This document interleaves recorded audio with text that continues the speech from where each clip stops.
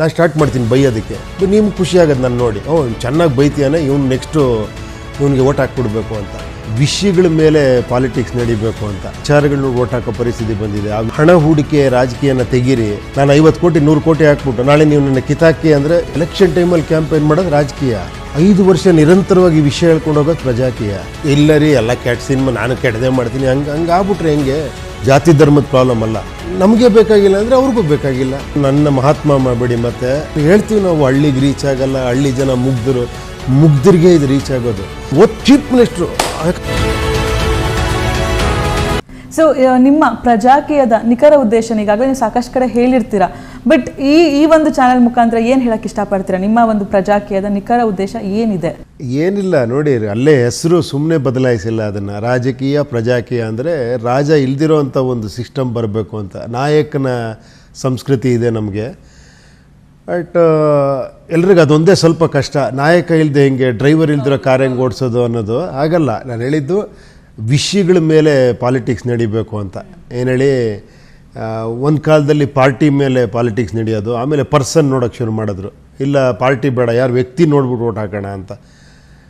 ಇವಾಗ ನಾನು ಹೇಳ್ತಿರೋದು ಅದಕ್ಕಿಂತ ಒಂದು ಹೆಜ್ಜೆ ಮುಂದೆ ಹೋಗಿ ನಾವು ವಿಚಾರಗಳನ್ನ ಓಟ್ ಹಾಕೋ ಪರಿಸ್ಥಿತಿ ಬಂದಿದೆ. ಆ ವಿಚಾರಗಳು ಏನು ನಮ್ಗೆ ಅನುಕೂಲ ಆಗುತ್ತಾ ಫ್ಯೂಚರಲ್ಲಿ, ನಮ್ಮ ಟ್ಯಾಕ್ಸ್ ಮನಿ ಎಷ್ಟು, ಅದು ನಮಗೆ ಪಾರದರ್ಶಕತೆ ಇದು ಹೆಂಗೆ ಕೊಡ್ತಾರೆ, ಅಲ್ಲೆಲ್ಲೂ ಕರಪ್ಷನ್ ಆಗದಿರೋದ್ರೆ ಏನೇನು ಟೆಕ್ನಾಲಜಿ ಯೂಸ್ ಮಾಡ್ಬೋದು, ಈ ಥರ ವಿಚಾರಗಳ ಬಗ್ಗೆ ಚರ್ಚೆ ಆಗಿ ಎಲೆಕ್ಷನ್ಗಳಾಗಬೇಕು. ಆಮೇಲೆ ಏನು, ಎಲೆಕ್ಷನಲ್ಲಿ ಹಣ ಹೂಡಿಕೆ ಆದಾಗ ಏನಾಗುತ್ತೆ ಅಂದರೆ ನಿಮಗೆಲ್ಲ ಗೊತ್ತೇ ಇದೆ, ಹೆಚ್ಚು ನಾನು ಹಣ ಹಾಕಿದಂಗೆ ನಾನು ಏನೂ ಮಾಡೋಕ್ಕಲ್ಲ. ನಾನೇ ಪರಿಸ್ಥಿತಿ ಹೆಂಗಾಗ್ಬಿಡುತ್ತೆ ಅಂದರೆ ಸಾವಿರಾರು ಕೋಟಿ ಹಾಕುವಂಥ ಪರಿಸ್ಥಿತಿ ಬಂದುಬಿಟ್ಟಿದೆ ಎಲೆಕ್ಷನ್ ಅಂದರೆ. ಎಲ್ಲೋ ಜನಕ್ಕೆ ಅದೊಂದು ಕಡೆ, ಒಂದು ಕಡೆ ಎಲ್ಲೋ ಮೊಮೆಂಟ್ರಿ ಒಂದು ಬೆನಿಫಿಟ್ ಸಿಗ್ಬೋದು, ಖುಷಿ ಆಗ್ಬೋದು, ಎಲೆಕ್ಷನ್ ಟೈಮಲ್ಲಿ ನಂಗೆ ದುಡ್ಡು ಸಿಕ್ತು ಅಂತ. ಬಟ್ ಇದನ್ನು ನೋಡಿ ತೋರಿಸ್ತಾ ಇದೆ, ಯಾವತ್ತೂ ಸಣ್ಣ ಅನ್ಯಾಯ ಮಾಡಿದ್ರು ಅನ್ಯಾಯನೇ ಅದು. ಅದು ಎಸ್ಪೆಷಲಿ ಏನು ಗೊತ್ತಾ, ಎಲ್ಲೋ ಒಂದು ಓಟನ್ನು ಮಾರ್ಕೊಳ್ಳೋದಿರ್ಬೋದು, ಆಮೇಲೆ ಓಟನ್ನು ವಿಚಾರ ಮಾಡ್ದೇ ಪ್ರಚಾರಕ್ಕೆ ಓಟ್ ಹಾಕೋದಿರ್ಬೋದು, ಆಮೇಲೆ ಏನೇನೋ ಬೇರೆ ಕಾರಣಕ್ಕೆ ಎಮೋಷನಲ್ ಇಶ್ಯೂಗಳು, ಅವ್ನು ಯಾರೋ ಇವ್ರಿಗೆ ಬೈದ, ಏನು ಹೇಳಿ, ಇವ್ನು ಅವನಿಗೆ ಬೈದ, ಅವ್ನು ಧರ್ಮನ ಬೈದ, ಇವ್ನು ಜಾತಿನ ಬೈದ, ಈ ಥರ ಹಲವಾರು ವಿಷಯಗಳಿದೆ ಇದರಲ್ಲಿ. ಆ ಥರ ಎಮೋಷನಲ್ ಆದಾಗ ಯಾರೋ ವ್ಯಕ್ತಿನ ಬೈಯೋದು, ಅವ್ನು ಸರಿ ಇಲ್ಲ ಹಿಂಗೆ ಅಂತ ಬಾಯಿಗೆ ಬಂದಾಗ ಬೈದಾಗ ಇವ್ನು ಸ್ವಲ್ಪ ಹೈಲೈಟ್ ಆಗ್ತಾನೆ, ಇವ್ನು ಭಾಳ ಚೆನ್ನಾಗಿ ಮಾತಾಡ್ತೀಯನ ಅಂತ ಓಟ್ ಹಾಕೋದು. ಆಮೇಲೆ ಈ ಸಮಾಜ ಸೇವೆ ಫಾರ್ ಎಕ್ಸಾಂಪಲ್, ಸಮಾಜ ಸೇವೆ ಮಾಡಿ, ಅದು ತಪ್ಪಲ್ಲ, ಮಾಡಲೇಬೇಕು ಎಲ್ಲರೂ. ಇದನ್ನು ಕ್ರೈಟೀರಿಯಾ ಇಟ್ಕೊಂಡು ಮತ್ತೆ ಎಲೆಕ್ಷನ್ ಇಲ್ಲದಿದೆಯಲ್ಲ, ನಾನು ಇದೆಲ್ಲ ಮಾಡಿದ್ದೀನಿ ಅಂತ ನಾನು ಎಲೆಕ್ಷನ್ ನಾಳೆ ಹೇಳಿದ್ರೆ ಅದು ಮತ್ತೆ ಬಿಸ್ನೆಸ್ ಆದಂಗೆ ಆಗುತ್ತೆ. ಅವಾಗ ಇನ್ನೊಬ್ಬ ದುಡ್ಡಿರೋನು ಬರ್ತಾನೆ, ಏನೋ ಒಂದಷ್ಟು ಮಾಡ್ತಾನೆ, ಮತ್ತು ಅದನ್ನು ಇಟ್ಕೊಂಡು ತೋರಿಸ್ತಾನೆ ಎಲ್ಲರಿಗೂ, ನೋಡಿ ನಾನು ಇಷ್ಟೆಲ್ಲ ಮಾಡಿದ್ದೀನಿ, ನನಗೆ ಓಟ್ ಹಾಕಿ ಅಂತ. ಅದು ತಪ್ಪಲ್ವಾ? ಆ್ಯಕ್ಚುಲಿ ನೀವೇನೋ ಮಾಡಿ ನಾನು ಓಟ್ ಹಾಕ್ತೀನಿ ಅನ್ನೋದು ಅದು ನನಗೆ ಅರ್ಥನೇ ಆಗಲ್ಲ. ನೀವೇನೋ ಮಾಡ್ಕೊಂಡು ಬನ್ನಿರಿ, ನಾನು ಓಟ್ ಹಾಕ್ತೀನಿ ಅಂದರೆ ನೆಕ್ಸ್ಟ್ ನೀವೇನು ಮಾಡ್ತೀರಾ ಅಂತ ಓಟ್ ಹಾಕ್ಬೇಕು ಆ್ಯಕ್ಚುಲಿ, ಅಲ್ವಾ? ಅದನ್ನೆಲ್ಲ ತರ್ತಿರೋದೇ ಪ್ರಜಾಕೀಯ. ಓಕೆ, ಇನ್ನು ಈಗಾಗಲೇ ಜನರಲ್ ಒಂದು ಸಣ್ಣ ಕಂಪ್ಲೇಂಟ್ ಇದೆ ನಿಮ್ಮ ಮೇಲೆ. ಏನು ಅಂತಂದರೆ, ಫಸ್ಟ್ ಎಲ್ಲ ಉಪೇಂದ್ರ ಸರ್ ಅವರು ಸೋಷಿಯಲ್ ಮೀಡಿಯಾದಲ್ಲಿ ಮಾತ್ರ ಕಾಣಿಸ್ಕೊಳ್ತಿದ್ರು, ಬಟ್ ಇತ್ತೀಚಿನ ದಿನಗಳಲ್ಲಿ ಪಬ್ಲಿಕ್ ಜೊತೆ ಜಾಸ್ತಿ ಇಂಟ್ರ್ಯಾಕ್ಟ್ ಮಾಡ್ತಿದ್ದಾರೆ ಅನ್ನೋ ಒಂದು ಕಂಪ್ಲೇಂಟ್ ಇದೆ. ಸೊ ಅದ್ರ ಬಗ್ಗೆ ಏನು ಹೇಳ್ತೀರಾ? ಅಲ್ಲ, ಹಾಗಲ್ಲ ನೋಡಿ, ನಾನೇನೋ ಯಾವುದನ್ನು ಬೇಕು ಅಂತ ಮಾಡೋದಲ್ಲ. ಇವಾಗ ಅನಿವಾರ್ಯ ಆ್ಯಕ್ಚುಲಿ, ಏನೋ ರೈತರುಗಳು ಬರ್ತಾರೆ ಇಲ್ಲಿ, ಅವ್ರ ಹತ್ರ ಮೀಟ್ ಮಾಡಬೇಕು, ಏನು ಹೇಳಿ, ಮೀಡಿಯಾದವ್ರು ಬರ್ತಾರೆ ನಿಮ್ಮ ಹತ್ರ ಮೀಟ್ ಮಾಡಬೇಕು, ಆ ಥರ ಈ ಸಂದರ್ಭ ಆಗಿದೆ. ಇವಾಗ ನೋಡಿ, ಮತ್ತೆ ಎಲೆಕ್ಷನ್ ಟೈಮಲ್ಲಿ ಮತ್ತೆ ನೀವು ನನ್ನ ಎಕ್ಸ್ಪೆಕ್ಟ್ ಮಾಡೋಕ್ಕಾಗಲ್ಲ, ಹೋಗಿ ರೋಡಲ್ಲಿ ಹೋಗಿ ಕ್ಯಾನ್ವಾಸ್ ಮಾಡಿ ಅಂತ. ಯಾಕಂದ್ರೆ ನಾನು ಇಷ್ಟು ವಿಷಯಗಳನ್ನ ರೋಡಲ್ಲಿ ಹೇಳೋಕ್ಕಾಗಲ್ಲ. ಈ ಥರ ಮಾಧ್ಯಮಗಳಲ್ಲಿ ಹೇಳ್ಬೋದು, ಎಲ್ಲ ಒಂದು ಕಡೆ ನಾನು ಸೋಷಿಯಲ್ ಮೀಡಿಯಲ್ಲಿ ಹೇಳ್ಬೋದು, ಅಲ್ವಾ? ಈ ಥರ ವಿಚಾರಗಳಿರೋದ್ರಿಂದ ಬರೀ ಪ್ರಚಾರ ಆಗಿದ್ದರೆ ನೀವು ಹೇಳ್ದಂಗೆ ಮಾಡ್ತಿದ್ದೆ, ಅದು ಮತ್ತೆ ರಾಜಕೀಯನೇ ಆಗುತ್ತೆ. ಸೊ ಇನ್ನು ಜನರು ಯಾಕೆ ಪ್ರಜಾಕೀಯಕ್ಕೆ ವೋಟ್ ಹಾಕಬೇಕು? ವಿಷಯ ತಿಳ್ಕೊಳ್ಳಿ. ಯಾವುದು ಏನು ಗೊತ್ತಾ, ನಾನು ಅದೇ ಹೇಳ್ತಿರೋದು, ನಾವು ಏನು ಹೇಳ್ತಿದ್ದೀವಿ ತಿಳ್ಕೊಳ್ಳಿ. ಒಂದು 4 ಪೇಜ್ ಇದೆ, ಅದನ್ನು ಓದಿದ್ರೆ ಗೊತ್ತಾಗ್ಬಿಡೋದು ನಿಮ್ಗೆ ಯಾಕೆ ಓಟ್ ಹಾಕಬೇಕು ಅಂತ. ಆ ಒಂದು ಪೇಜಲ್ಲಿ ಏನಿರ್ಬೋದು, ಒಂದು 4 ಅಂಶಗಳನ್ನ ಜನರಿಗೆ ತಿಳಿಸಿ ಹೇಳ್ಬೋದಾ? ಮತ್ತೆ ಏನೋ ಹಣ ಹೂಡಿಕೆ ರಾಜಕೀಯನ ತೆಗೀರಿ, ಒಳ್ಳೊಳ್ಳೆ ವರ್ಕರ್ಸ್ ಬರಬೇಕು, ವಿಚಾರವಂತರು ಬರಬೇಕಿಲ್ಲಿ. ಅವನು ನೆಕ್ಸ್ಟು ನಾನು 5 ವರ್ಷದಲ್ಲಿ ಏನು ಮಾಡ್ತೀನಿ, ಹೇಗೆ ಮಾಡ್ತೀನಿ, ಯಾವ ರೀತಿ ನಿಮಗೆ ಆನ್ಸರಬಲ್ ಆಗಿರ್ತೀನಿ, ನಾಳೆ ನಾನು ಸರಿ ಕೆಲಸ ಮಾಡಿಲ್ಲ ಅಂದರೆ ನೀವು ನನ್ನ ಕಿತ್ತಾಕುವಂಥ ಒಂದು ಬರಬೇಕು, ಆ ಥರ ಒಂದು ಪರಿಸ್ಥಿತಿ ಬರಬೇಕು. ಇದನ್ನು ಹೇಳ್ತಾ ಇದ್ದೀವಿ ಅಷ್ಟೇ. ನಿಮಗೂ ಅದೇ ಬೇಕಾದ್ರೆ, ನನಗೂ ಅದೇ ಬೇಕಾದ್ರೆ, ಎಲ್ರಿಗೂ ಅದೇ ಬೇಕಿರೋದು. ಅದನ್ನು ತರೋಣ ನಾವು ಅಂತ ಅಷ್ಟೇ. ಅದನ್ನು ತರಬೇಕು ಅಂದರೆ ನೀವು ಮತ್ತೆ ಹಳೆ ರೂಟಲ್ಲಿ ಹೋದರೆ ಆಗಲ್ಲ. ಆ ಥರದಕ್ಕೆ ನಾನು 50 ಕೋಟಿ 100 ಕೋಟಿ ಹಾಕ್ಬಿಟ್ಟು ನಾಳೆ ನೀವು ನನ್ನ ಕಿತ್ತಾಕಿ ಅಂದರೆ ನಾನು ಯಾಕೆ ಒಪ್ಕೋತೀನಿ? 5 ವರ್ಷ ನಾನು ರೂಲ್ ಮಾಡ್ತೀನಪ್ಪ ಅಂತಲೇ ಹೇಳ್ತೀನಿ. ಆಮೇಲೆ ನಿಂಗೆ ಗೊತ್ತಾಗಲ್ಲ ಬಿಡು, ನಾನು ಮಾಡ್ತೀನಿ ಅಂತಲೇ ಹೇಳ್ತೀನಿ. ಸೊ ಇನ್ನು ಕಳೆದ ಬಾರಿ ನೀವು ಸಾಮಾನ್ಯ ಪ್ರಜೆನ ನೀವು ಎಲೆಕ್ಷನ್ಗೆ ನಿಲ್ಲಿಸಿದ್ರಿ. ಸೊ ಆ ಒಂದು ಟೈಮಲ್ಲಿ ನೀವು ಅವ್ರಿಗೆ ಹಣ ಸಹಾಯ ಮಾಡ್ದೇ ಕ್ಯಾಂಪೇನ್ ಮಾಡಿ ಅಂತ ಹೇಳ್ತೀರಾ. ಸೊ ಈ ಒಂದು ಸಿಚುವೇಶನಲ್ಲಿ ಅವ್ರು ಹೇಗೆ ಕ್ಯಾಂಪೇನ್ ಮಾಡ್ತಾರೆ? ಉಪೇಂದ್ರ ಸರ್ ಅವರು ಯಾವುದೇ ರೀತಿ ಹಣ ಸಹಾಯ ಮಾಡಿದ ಕ್ಯಾಂಪೇನ್ ಮಾಡೋದ್ರೆ ಹೇಗೆ ಮಾಡ್ತಾರೆ ಅನ್ನೋ ಒಂದು ಅಲ್ಲ, ಕ್ಯಾಂಪೇನೇ ಮಾಡಬೇಡಿ ಅಂತ ನಾನು ಹೇಳೋದು. ಅವ್ರಿಗೆ ಎಕ್ಸೈಟ್ಮೆಂಟ್. ನಾನು ಹೇಳಿದ್ದು ಎಲೆಕ್ಷನ್ ಟೈಮಲ್ಲಿ ಕ್ಯಾಂಪೇನ್ ಮಾಡೋದು ರಾಜಕೀಯ, 5 ವರ್ಷ ನಿರಂತರವಾಗಿ ವಿಷಯ ಹೇಳ್ಕೊಂಡು ಹೋಗೋದು ಪ್ರಜಾಕೀಯ. ನೀವು ನೋಡಿ, ಎಲೆಕ್ಷನ್ ಟೈಮಲ್ಲಿ ನಿಮಗೆ ಮತ್ತೆ ನಾವು ಕಾಣಿಸೋದೇ ಇಲ್ಲ, ಯಾಕಂದರೆ ಕಾಣಿಸೋಕ್ಕೆ ಆಗೋದೂ ಇಲ್ಲ, ಯಾಕಂದರೆ ಮೀಡಿಯಾದಲ್ಲಿ ನಮ್ಮನ್ನು ನೀವು ಕೂರಿಸಲ್ಲ, ಯಾಕಂದ್ರೆ ಅವಾಗ ನೀವು ತುಂಬ ಬ್ಯುಸಿ ಇರ್ತೀರ. ಏನು ಮಾಡೋದು, ನಾನು ಕೇಳ್ಕೊಬೇಕು, ಎಷ್ಟು ಕೇಳ್ಕೊಂಡ್ರು ಅಷ್ಟೇ, ಇಲ್ಲ ಸರ್ ತುಂಬ ಕಷ್ಟ ಇದೆ ಅಂತಾರೆ, ಅವಾಯ್ಡ್ ಮಾಡ್ತಾರೆ. ತಪ್ಪಲ್ಲ ಅದು, ಯಾಕಂದ್ರೆ ಬಿಕಾಸ್ ಎವ್ರಿಥಿಂಗ್ ಬಿಸ್ನೆಸ್ ಆಗೋಗ್ಬಿಟ್ಟಿದೆ. ಸೊ ಅವಾಗ ಹೆಂಗೆ ತಲುಪೋದು? ರಸ್ತೆಗೆ ಹೋಗಿ ಓಡಾಡಿ ಅಂತ ನಾನು ಓಕೆ ಒಂದು ಹಳ್ಳಿಗೆ ಹೋದೆ, ಓಕೆ ಒಂದು 100 ಜನ ಸೇರಿದ್ರು, ಅಲ್ಲೊಂದು ಸಣ್ಣ ಪ್ರಚಾರ, ನಾನು ಬರ್ತೀನಿ ಅಂತಾರೆ ಗೊತ್ತಾಗ ಒಂದು ಸಣ್ಣ ಬೋರ್ಡರ ಹಾಕ್ಬೇಕಲ್ವ ಒಂದು, ಅಲ್ವಾ, ಅಲ್ಲೊಂದು ಪೆಂಡಲರ ಹಾಕ್ಬೇಕಲ್ವ. ಈ ಥರ ಯೋಚನೆ ಮಾಡ್ತಾ ಹೋಗಿ ಒಂದು 28,000 30,000 ಹಳ್ಳಿ ಇದೆ, 30,000ಕ್ಕೆ 1,000 ಖರ್ಚು ಮಾಡಿ ಎಷ್ಟಾಯಿತು? 30,000 ಇಂಟು 1,000. ಮ್ಯಾಥಮೆಟಿಕ್ಸ್ ಅಲ್ಲಲ್ಲ, ನಾನು ಹೇಳಿದ್ದು ಇಲ್ಲೇ ಕೋಟ್ಯಾಂತರ ರೂಪಾಯಿ ಖರ್ಚಾಗೋದು. ಇದೊಂದನ್ನು ಬ್ರೇಕ್ ಮಾಡ್ರೆ ಅಂದ್ಕೊಳ್ಳಿ ಜನ, ಅದ್ಭುತ ಆಗೋಗ್ಬಿಡುತ್ತೆ ಆ್ಯಕ್ಚುಲಿ. ಈಗ ಇದನ್ನು ಬ್ರೇಕ್ ಮಾಡಲೇಬೇಕು ಇವಾಗ. ಇಲ್ಲ ರೀ ನಾವು ಗೊತ್ತಾಗಿಲ್ಲ ರೀ ಅನ್ನೋದಲ್ಲ, ನಾವೊಂದು 4 ಜನಕ್ಕೆ ಹೇಳಬೇಕು, 4 ಜನ ಇನ್ನೊಂದು 4 ಜನಕ್ಕೆ ಹೇಳಬೇಕು, ಹೌದು ಇದು ಚೇಂಜ್ ಮಾಡೋಣ, ಈ ಪ್ರಚಾರದ ರಾಜಕೀಯ ಬೇಡ, ಏನು ಹೇಳಿ, ಈ ಗಲಾಟೆ ರಾಜಕೀಯ ಬೇಡ, ಒಬ್ರನ್ನೊಬ್ರು ಬ್ಲೇಮ್ ಮಾಡೋದು, ಇವ್ರು ಮಾಡಿಲ್ಲ, ಇವ್ರು ಅದು ಮಾಡಿಲ್ಲ, ಇವ್ರು ಇದು ಮಾಡಿಲ್ಲ. ನಾನು ಹೈಲೈಟ್ ಆಗ್ತಾ ಹೋಗ್ತೀನಿ, ನಾನು ಸ್ಟಾರ್ಟ್ ಮಾಡ್ತೀನಿ ಬೈಯೋದಕ್ಕೆ. ನಿಮ್ಗೆ ಖುಷಿ ಆಗೋದು ನಾನು ನೋಡಿ, ಚೆನ್ನಾಗಿ ಬೈತೀಯಾನೆ, ನೆಕ್ಸ್ಟು ಇವನಿಗೆ ಓಟ್ ಹಾಕ್ಬಿಡ್ಬೇಕು ಅಂತ. ಈಗ ಬೈತಿರೋದ್ರ ಬಗ್ಗೆ ಬಿಟ್ಬಿಡಿ, ನೆಕ್ಸ್ಟ್ ನಾನು ಏನು ಮಾಡ್ತೀನಿ ಅನ್ನೋದು ಕೇಳಿ ಆ್ಯಕ್ಚುಲಿ. ಸೊ ನಿಮ್ಗೆ ಅನ್ಸುತ್ತೆ ಸರ್, ಈಗಾಗಲೇ ಜನ ಸಾಕಷ್ಟು ವರ್ಷಗಳಿಂದ ಈ ಒಂದು ಎಲೆಕ್ಷನ್ನು, ಕ್ಯಾಂಪೇನು, ಹಣ, ಈ ಒಂದು ಇದರಲ್ಲೇ ಜನ ಒಗ್ಬಿಟ್ಟಿದ್ದಾರೆ. ಸೊ ನಿಮ್ಗೆ ಅನ್ಸುತ್ತಾ ನಿಮ್ಮ ಪ್ರಜಾಕೀಯದಿಂದ ಅದನ್ನೆಲ್ಲ ಬದಲಾಯಿಸೋದಕ್ಕಾಗತ್ತೆ ಅಂತ? ನಾನು ಬದಲಾಯಿಸೋಕ್ಕಾಗತ್ತೆ ಅಂತ ಯಾವತ್ತೂ ಹೇಳಲ್ಲ, ಅದು ಕಾಲ ಪಕ್ವಾದಾಗ ಅದಾಗತ್ತೆ. ಇವತ್ತು ನೋಡಿ ಏನಾಗ್ತಾ ಇದೆ ಅಂದರೆ, ಇವತ್ತು ನೀವು ಆ್ಯಕ್ಚುಲಿ ಮಾಡೋಂಗಿಲ್ಲ, ಈ ಕರೋನಾಲಿ ನೀವು ಸಭೆ ಸೇರೋಂಗಿಲ್ಲ ಅಲ್ವಾ, ಆದರೂ ಸೇರಿ ಮಾಡಿದ್ರೆ ಆ್ಯಕ್ಚುಲಿ ಅದು ಭಾಳ ಕಷ್ಟ ಆಗುತ್ತೆ ಆ್ಯಕ್ಚುಲಿ. ಮುಂದೆ ನನ್ನ ಪ್ರಕಾರ 50 ಕೋಟಿ 100 ಕೋಟಿ ಆಗಿ ನಾನು ಎಲೆಕ್ಷನ್ ನಿಂತೀನಿ, ನಾನು 500 ಕೋಟಿ ಬಾಚ್ಕೊತೀನಿ ಅನ್ನೋ ಕಾಲ ಹೊಟ್ಟಾಗುತ್ತೆ, ಖಂಡಿತ ಬದಲಾಗತ್ತೆ ನೋಡಿ. ನಾವು ಒಂದು ಸಿಂಪಲ್ ಹೇಳ್ತೀನಮ್ಮ, ನಾನು ಸಿನಿಮಾ ಮಾಡ್ತೀನಿ, ಒಂದು ಒಳ್ಳೆ ಸಿನಿಮಾ ಮಾಡ್ಬೇಕಂದ್ರೆ ನನಗೆ ಆಸೆ ಇರಬೇಕಲ್ವಾ. ನಾನು ಇಲ್ಲ ರೀ ಎಲ್ಲ ಕೆಟ್ಟ ಸಿನಿಮಾ ನಾನು ಕೆಟ್ಟದೇ ಮಾಡ್ತೀನಿ, ಹಂಗೆ ಆಗ್ಬಿಟ್ರೆ ಹೆಂಗೆ? ಇದು ನನ್ನೊಬ್ಬಂದಲ್ವಲ್ಲ, ನಿಮ್ಮದು ಕೂಡ ಅಲ್ವಾ. ನೀವು ಇಲ್ಲಪ್ಪ ಒಳ್ಳೆದಾರಿ ಯಾಕೆ ಮಾಡಬಾರ್ದು ಅನ್ನೋ ಭಾವನೆನೇ ಬರಲಿಲ್ಲ ಅಂದರೆ ಏನೂ ಮಾಡೋಕ್ಕಾಗಲ್ಲ ಅಲ್ವಾ. ಯಾಕೆ ಆಗಬಾರ್ದು ಬದಲಾವಣೆ, ಯಾಕೆ ಆಗಬಾರ್ದು, ಯಾಕೆ ಇದು ಮಾಡ್ಬೇಕು ನಾನು ಚೇಂಜ್ ಆಗ್ತೀನಿ ಅಂತ ನೀವು ಕ್ರಿಟಿಸೈಸ್ ಮಾಡಿಕೊಂಡು ಲೈಫೆಲ್ಲ ಕೂತ್ಕೊಬೋದು. ಅವೆಲ್ಲ ಆಗಲ್ಲ ರೀ, ಜನ ಸರಿ ಇಲ್ಲ ರೀ ಅಂತ. ಯಾರು ಜನ? ಇವಾಗ ಹಾಗೆ ಆಗೋದು, ಇವ್ರೊಬ್ಬರಿಂದ ಏನು ಮಾಡೋಕ್ಕಾಗತ್ತೆ, ಈ ಒಂದು ಪ್ರಜಾಕೀಯದಿಂದ ನಮ್ಮ ಇಡೀ ಸಿಸ್ಟಮ್ನ ಚೇಂಜ್ ಮಾಡೋಕ್ಕಾಗತ್ತಾ ಅಂತ ಜನರ ತಲೆಯಲ್ಲಿ ಬಂದುಬಿಟ್ಟಿದೆ.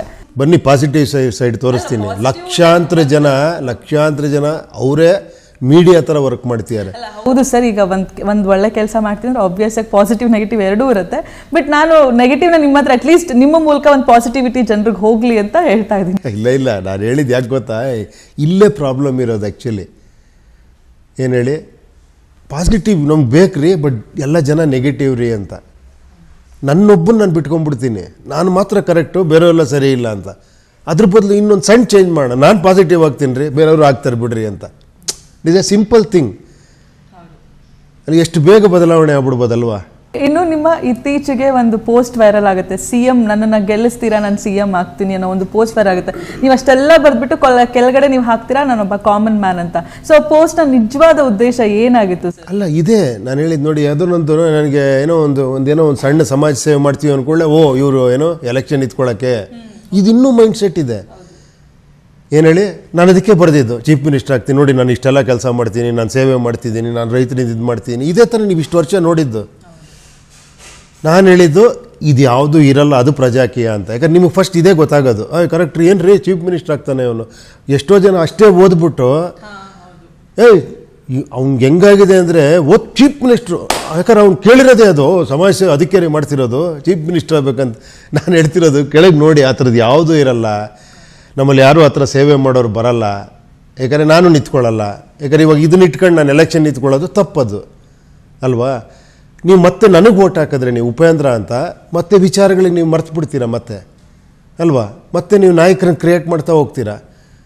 ನಾಳೆ ನಾನು ರೀಸನ್ ಕೊಡ್ತಾ ಹೋಗ್ತೀನಿ, ಇಲ್ಲ ರೀ ನಾನು ಅಂದ್ಕೊಂಡಿದ್ದೆ ಹಂಗೆಲ್ಲ, ಬಟ್ ಅದು ಯಾಕೆ ಆಗ್ತಿಲ್ಲ ಅಂದರೆ ಹಿಂಗೆ ಹೇಳ್ತಾ ಹೋಗ್ತೀನಿ. ಅದನ್ನು ಕನ್ವಿನ್ಸ್ ಮಾಡೋದು ನಂಗೆ ಗೊತ್ತಿರುತ್ತೆ ಅಲ್ವಾ?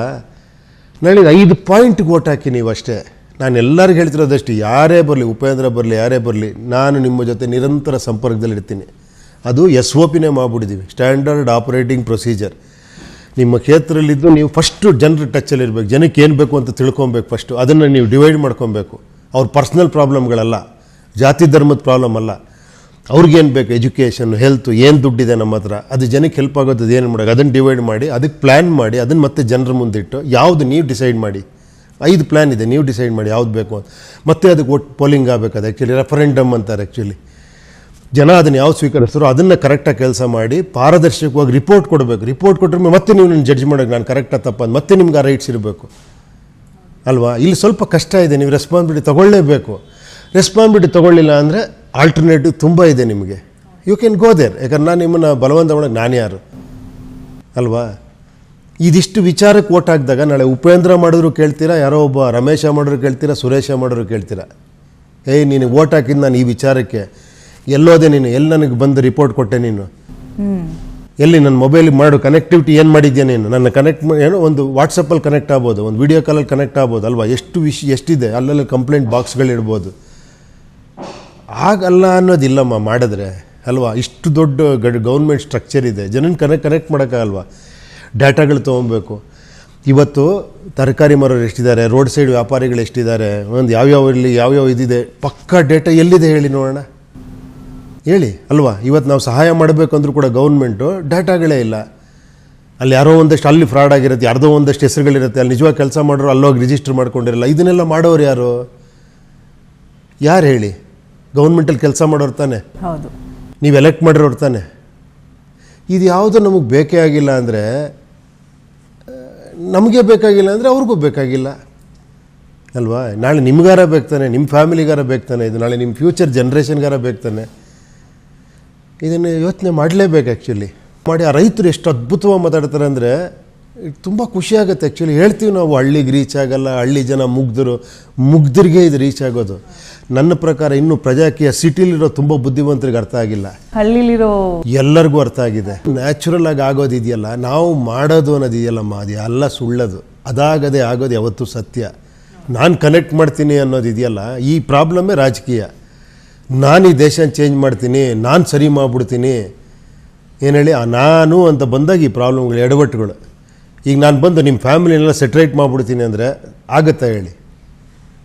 ನಿಮ್ಮ ಫ್ಯಾಮಿಲಿನ, ನಿಮ್ಮ ಪರ್ಸ್ನಲ್ ಇದನ್ನು ನೀವು ಮಾಡಬೇಕು ಆ್ಯಕ್ಚುಲಿ ಅಲ್ವಾ? ಅದೇ ಥರ ಒಂದು ಏರಿಯಾ ಹೇಳ್ತೀನಿ, ಒಂದು ಹಳ್ಳಿ, ಆ ಹಳ್ಳಿಲಿರೋ ಜನಕ್ಕೆ ಗೊತ್ತಿರುತ್ತೆ ನಿಜವಾದ ಸಮಸ್ಯೆ ಏನು. ಆ ಹಳ್ಳಿಲಿ ಒಂದು ಸ್ವಲ್ಪ ಕೇಳಿ ನೋಡಿ, ಅವ್ರು ಹೇಳ್ತಾರೆ, ಸಾರ್ ಇಲ್ಲಿ ಪ್ರಾಬ್ಲಮ್ ಇದು ಸಾರ್, ಇಲ್ಲಿಂದ ಒಂದು ಹಿಂಗೆ ಮಾಡಿಬಿಟ್ರೆ ನಮ್ಗೆ ಇಲ್ಲಿ ನೀರು ಬಂದ್ಬಿಡು ಸಾರ್, ಅವ್ನು 100 ಹೇಳ್ತಾರೆ ಅವರು. ಅರ್ಥ ಆಯ್ತಾ? ನಾನು ಹೋಗ್ಬಿಟ್ಟು ಇಲ್ಲ ರೀ, ಇಲ್ಲೊಂದು ಫ್ಲೈಓವರ್ ಮಾಡಿಬಿಡ್ತೀನಿ ರೀ ಅಂತೀನಿ. ಅದು ನನ್ನ ಇದಕ್ಕೋಸ್ಕರ ನೋಡಿ, ಇದು ಹೇಳಿದ್ನಲ್ಲ, ನಾನು ಇದ್ದಂಗೆ ಜಂಪ್ ಮಾಡಲ್ಲಿ ಕೂರಿಸಿ ಅದನ್ನು ನೋಡಿ. ಈ ಕ್ವಶನ್ನ ನಾನು ತುಂಬ ಜನ ಕೇಳಿದ್ದು, ನೀವಲ್ಲಿ ಇದ್ದಿದ್ರೆ ಏನು ಮಾಡ್ತೀನಿ ಅನ್ನೋ. ದಟ್ ಇಸ್ ನಾನು ಹೋಗ್ತಿರೋ ರೂಟಿಂಗೆ ಒಂದೇ ರೀತಿ ಜಂಪ್ ಮಾಡಿ, ಸರ್ ಇಲ್ಲಿ ಪ್ರಜಾಕೀಯ ಕಿತ್ತು ಬಿಸಾಕಿ ಇಲ್ಲಿ ಕೂರಿಸ್ಬಿಟ್ಟು ರಾಜಕೀಯ ಏನು ಮಾಡ್ತೀರಾ ಅಂದರೆ, ನಾನು ಪ್ರಜಾಕೀಯ ಮಾಡೋಕ್ಕಾಗಲ್ಲ. ಅಲ್ಲಿ ಅವ್ರೇನು ಮಾಡ್ತೀರೋ ಅದನ್ನೇ ಮಾಡ್ಬೇಕು ನಾನು. ಅವರೆಲ್ಲ ತಪ್ಪು ಮಾಡ್ತೀನಿ ಅಂತ 2 ನಿಮಿಷ ಹೇಳ್ಬೋದು. ನಾನು ಇರೋ ಅಪೋಸಿಷನ್ ಪಾರ್ಟಿನ ಬೈಬೋದು, ರೂಲಿಂಗ್ ಪಾರ್ಟಿನ ಬೈಬೋದು, ಎಲ್ಲರನ್ನೂ ಬೈಕೊಂಡು ಕೂತ್ಕೊಬೋದು. ಇಷ್ಟು ದಿನ ನಾವು ಕೇಳಿದ್ದೆ ಅದಾದ್ರಿಂದ 72 ವರ್ಷದಿಂದ ಅದನ್ನೇ ನಾವು ಬಯಸ್ತೀವಿ. ನನಗೆ ತುಂಬ ಜನ ಹೇಳ್ತಾರೆ, ನೀವು ಯಾಕ್ರಿ ಅವ್ರವ್ರ ಬಗ್ಗೆ ಮಾತಾಡಲ್ಲ, ಖಂಡಿಸ್ಬೇಕು, ನೀವು ಪ್ರೊಟೆಸ್ಟ್ ಮಾಡಬೇಕು, ಅದು ನಾಯಕತ್ವ. ನಾನು ನಾಯಕತ್ವನೇ ಬೇಡ ಅಂತ ಹೇಳ್ತಿರೋದು, ಇನ್ನೇನು ಪ್ರೊಟೆಸ್ಟ್ ಮಾಡೋದು? ಈ ಥರ ನಮ್ಮ ಆವೇಶಗಳನ್ನೆಲ್ಲ ಕಿರ್ಚಾಡಿ ಕೂಗಾಡಿ ಎಲೆಕ್ಷನ್ ಟೈಮಲ್ಲಿ ತಣ್ಣಗೆ ಆಗ್ಬಿಟ್ಟಿರ್ತೀವಿ. ಇದನ್ನೆಲ್ಲ ಒಳಗಿಟ್ಕೊಳ್ಳಿ, ಮರಿಬೇಡಿ. ಎಲ್ಲ ಎಲೆಕ್ಷನ್ ಟೈಮಲ್ಲೇ ಇದೆಲ್ಲ ಜ್ಞಾಪಕ ಇಟ್ಕೊಳ್ಳಿ. ಆ ಭಯ ಇರಬೇಕು. ಒಂದು ಹೆಚ್ಚು ಕಡಿಮೆ ಏನಾಗುತ್ತೆ, ಬೆಡ್ಗಳು ಸಿಗಲ್ಲ, ಬಾಡಿಗಳನ್ನೆಲ್ಲ ರೋಡಲ್ಲಿ ಸುಡೋ ಥರ ಆಗುತ್ತೆ. ಏನು ಹೇಳಿ, ನಾಳೆ ಇನ್ನೂ ಇದಾಗ್ಬೋದು. ಈಗ ಎಚ್ಚೆತ್ಕೊಂಡ್ಬಿಡ್ಬೇಕು ನಾವು ಇವಾಗ. ಇನ್ನು ಮುಂದಾರ ನಾವು ಇದನ್ನೆಲ್ಲ ತೆಗೆದು ಸ್ವಚ್ಛವಾಗಿ ನನಗೆ ಈ ಥರ ಬೇಕು ಅನ್ನೋ ಪರಿಸ್ಥಿತಿಗೆ ಹೋಗಬೇಕು.